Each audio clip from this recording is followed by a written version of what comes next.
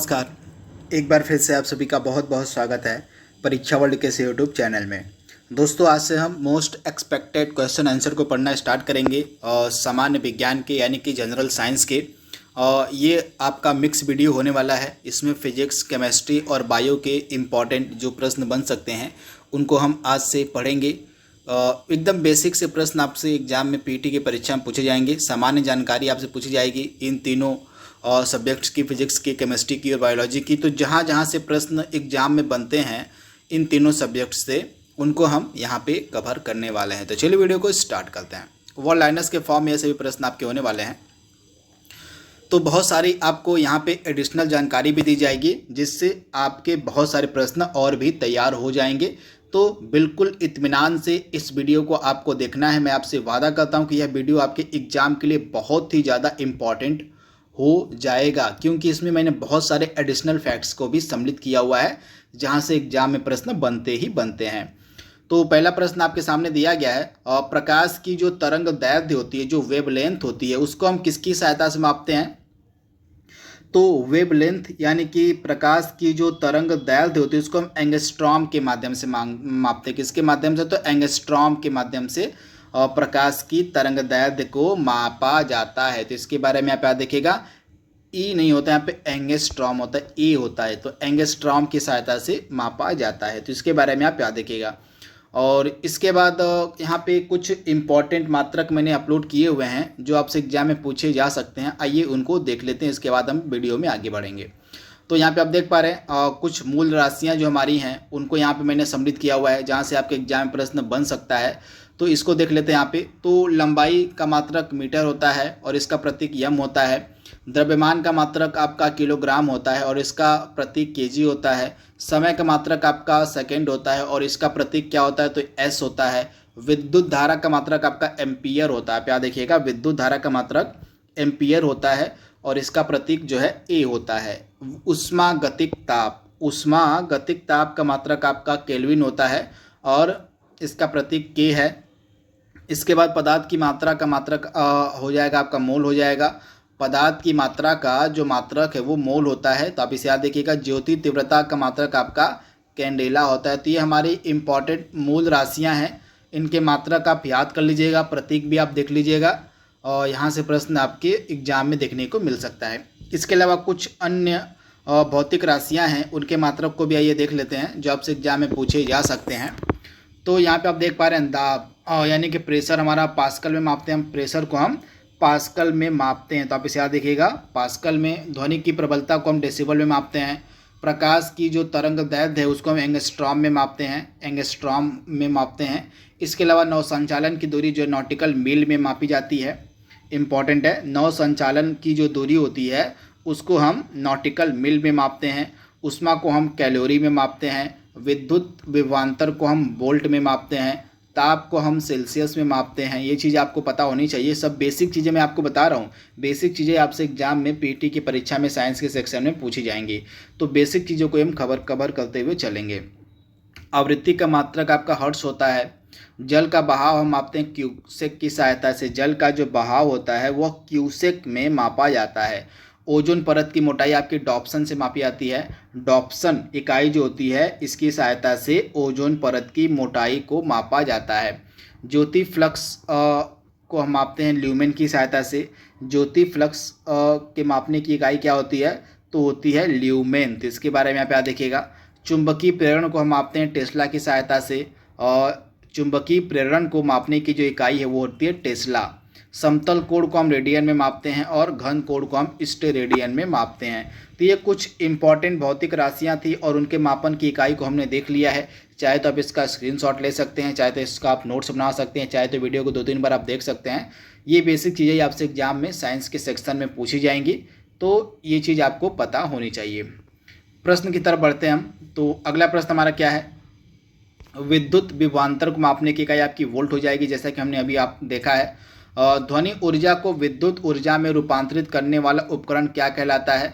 तो microphone. Microphone का कार्य क्या होता है? जो माइक्रोफोन होता है यह ध्वनि ऊर्जा को विद्युत ऊर्जा में बदलने का कार्य करता है। तो ये चीज़ आपको पता होनी चाहिए। इससे जुड़े भी अन्य जो उपकरण हैं जो उनको भी हम आगे देख लेते हैं। पहले इन 2 प्रश्नों को सॉल्व कर लें पहले। तो जल की बूंद का गोलाकार होने का कारण क्या होता है? सरफेस टेंशन होता है, पृष्ठ तनाव होता है। तो ये चीज़ आपको पता होनी चाहिए। जल की बूंद का गोलाकार होने का कारण क्या है? तो जल की बूंद का गोलाकार होने का कारण है पृष्ठ तनाव। तो आप इसे याद रखिएगा। वह न्यूनतम वेग जिससे किसी वस्तु को पृथ्वी की सतह से ऊपर की ओर फेंकने पर वस्तु जो है पृथ्वी के गुरुत्व क्षेत्र से बाहर निकल जाती है, क्या कहलाता है? तो इसको हम बोलते हैं पलायन वेग। तो आप इसे याद रखिएगा। पलायन वेग वह न्यूनतम वेग होता है जिससे किसी वस्तु को पृथ्वी की सतह से अगर हम ऊपर फेंकते हैं तो वह वस्तु जो होती है पृथ्वी के गुरुत्व क्षेत्र से बाहर निकल जाती है। तो ये चीज़ आपको पता होनी चाहिए। तथा पृथ्वी पर जो पलायन वेग का मान वो कितना होता है? 11.2। आप याद कर लीजिएगा, 11.2 किलोमीटर प्रति सेकेंड। आप याद देखिएगा 11.2, यहाँ पे लिख देता हूँ मैं, 11.2 किलोमीटर प्रति सेकेंड। यह जो है पृथ्वी पर पलायन वेग का मान होता है। इसकी सहायता से मतलब इतने पर अगर आप किसी वस्तु को पृथ्वी की सतह से ऊपर की ओर फेंकते हैं इस पलायन वेग से, तो जो पृथ्वी है मतलब जो वस्तु है वह पृथ्वी के गुरुत्व क्षेत्र से बाहर निकल जाती है। तो आप इसे याद देखिएगा। ये मान भी आपसे एग्जाम में पूछा जा सकता है कि पृथ्वी पर पलायन वेग का मान कितना होता है? तो 11.2 किलोमीटर प्रति सेकेंड। तो आप इसे याद रखिएगा। इसके बाद हमने मूल राशि को देख लिया था। इसके बाद कुछ मात्रकों को हमने देख लिया था, भौतिक राशियों को, उनके मापन की इकाई को। इसके अलावा एक बच गया था आपका उपकरण और ऊर्जा का रूपांतरण। यहाँ से भी कई बार एग्जाम में प्रश्न देखा जाता है। तो आइए भी इसको देख लेते हैं। तो सोलर सेल का कार्य क्या होता है? सोलर सेल क्या करती है? तो सौर ऊर्जा को विद्युत ऊर्जा में बदलती है। आप याद देखिएगा, जो सोलर सेल होती है यह सौर ऊर्जा को विद्युत ऊर्जा में बदलती है। काफ़ी इंपॉर्टेंट है। इसके अलावा डायनेमो का कार्य क्या होता है? तो जो डायनेमो होता है ये यांत्रिक ऊर्जा को विद्युत ऊर्जा में बदलता है। ये चीज़ आपको पता होनी चाहिए। इसके अलावा लाउड स्पीकर का कार्य क्या होता है? तो लाउड स्पीकर जो होता है यह विद्युत ऊर्जा को ध्वनि ऊर्जा में बदलता है। यहाँ पे आप देख पा रहे हैं, लाउड स्पीकर जो होता है यह विद्युत ऊर्जा को ध्वनि ऊर्जा में बदलने का कार्य करता है। इसके अलावा ट्यूबलाइट का कार्य क्या होता है? तो ट्यूबलाइट जो है विद्युत ऊर्जा को प्रकाश ऊर्जा में बदलता है। विद्युत बल्ब क्या करता है? तो विद्युत बल्ब जो है विद्युत ऊर्जा का प्रकाश एवं उष्मा ऊर्जा में बदलता है। तो आप इसे याद रखिएगा, जो विद्युत बल्ब होता है यह विद्युत ऊर्जा का प्रकाश एवं उष्मा ऊर्जा में रूपांतरण करता है।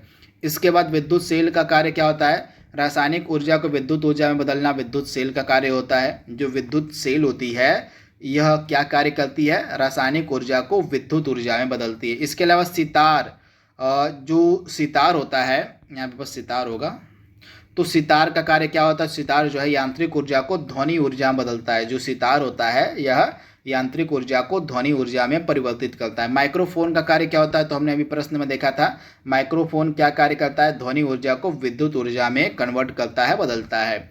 विद्युत हीटर का कार्य क्या होता है? विद्युत ऊर्जा को उष्मी ऊर्जा में बदलता है। विद्युत हीटर जो होता है यह विद्युत ऊर्जा को उष्मी ऊर्जा में बदलता है।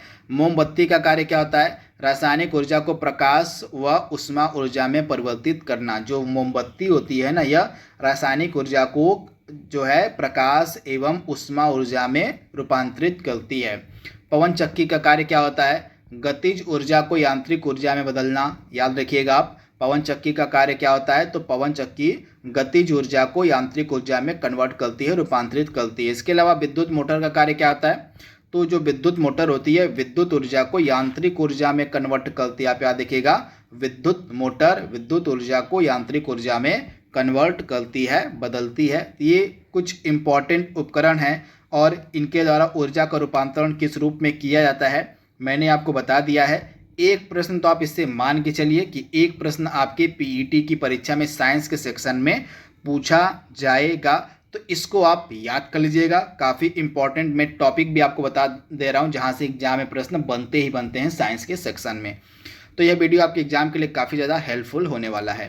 तो अगले प्रश्न की तरफ बढ़ते हैं। ऐसी तरंगे जिनके संचरण के लिए माध्यम की आवश्यकता नहीं होती है उन्हें हम क्या कहते हैं?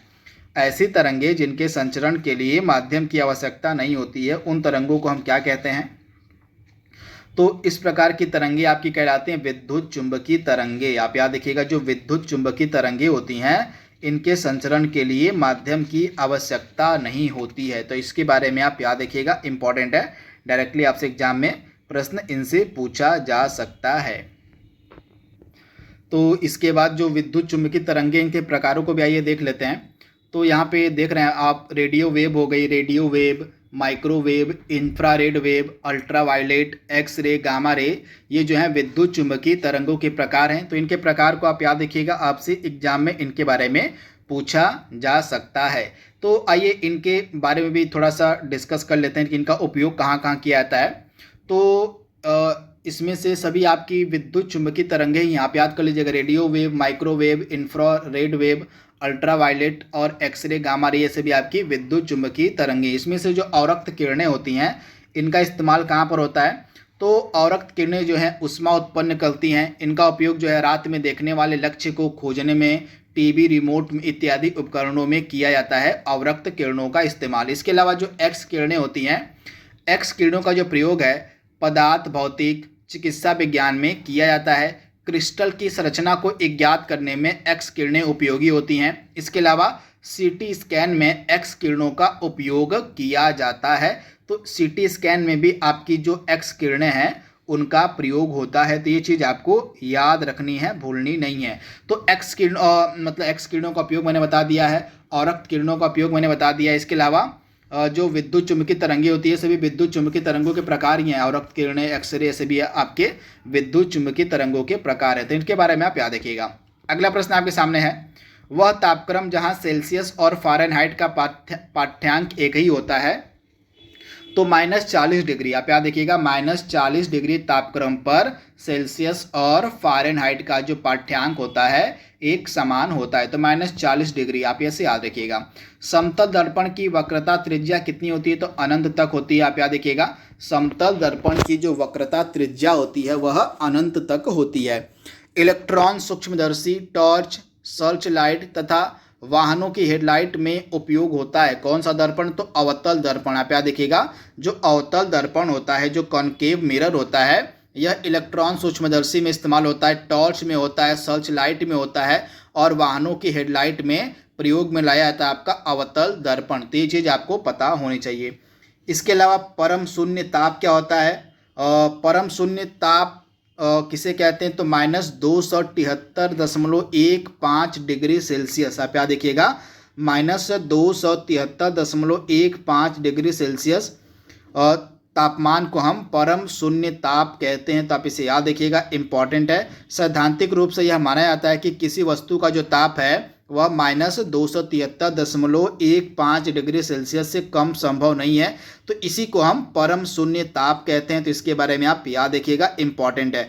केल्विन पैमाने पर इसे हम 0 के से रिप्रेजेंट करते हैं। अगर हम केल्विन पैमाने पर जाने तो केल्विन पैमाने पर इसको हम 0 के से रिप्रेजेंट करते हैं। तो ये चीज़ भी आपको पता होनी चाहिए। इसी मतलब केल्विन पैमाने पर परम शून्य ताप को हम 0 के कहते हैं और सेल्सियस में इसको -273.15 डिग्री सेल्सियस कहते हैं। तो ये चीज़ आपको पता होनी चाहिए।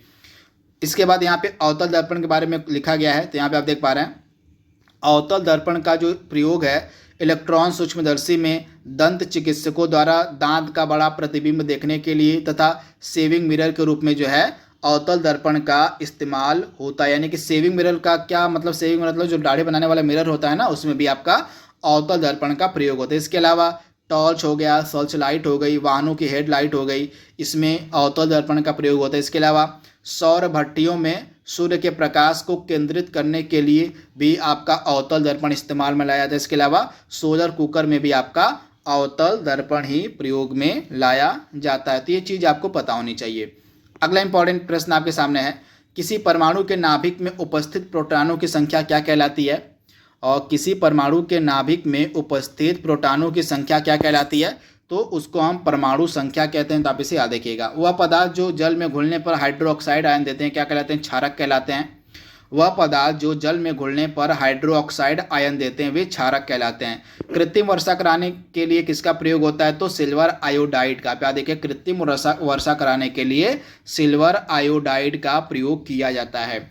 मतदान के समय उंगली पर निशान लगाने में प्रयुक्त स्याही किसकी बनी होती है? तो सिल्वर नाइट्रेट की बनी होती है। जब आप वोट देने जाते हैं, जब आप मतदान करने जाते हैं, तो आपके हाथ के ऊपर जो स्याही लगाई जाती है ना, वह स्याही किसकी बनी होती है? तो सिल्वर नाइट्रेट की बनी होती है। हंसाने वाली गैस जिसको हम लाफिंग गैस के नाम से जानते हैं, इसको क्या कहा जाता है? Nitrous oxide. आप याद देखिएगा, और नाइट्रस ऑक्साइड को ही हम लाफिंग गैस कहते हैं। तो आप इसे याद देखिएगा, लाफिंग गैस को हम नाइट्रस ऑक्साइड या नाइट्रस ऑक्साइड को आप लाफिंग गैस कहते हैं। तो ये चीज़ आपको पता होनी चाहिए, इंपॉर्टेंट है, बहुत बड़े एग्जाम में ये प्रश्न पूछा गया है कि नाइट्रस ऑक्साइड को हम अन्य किस नाम से जानते हैं। तो नाइट्रस ऑक्साइड को हम लाफिंग गैस या हंसाने वाली गैस के नाम से भी जानते हैं।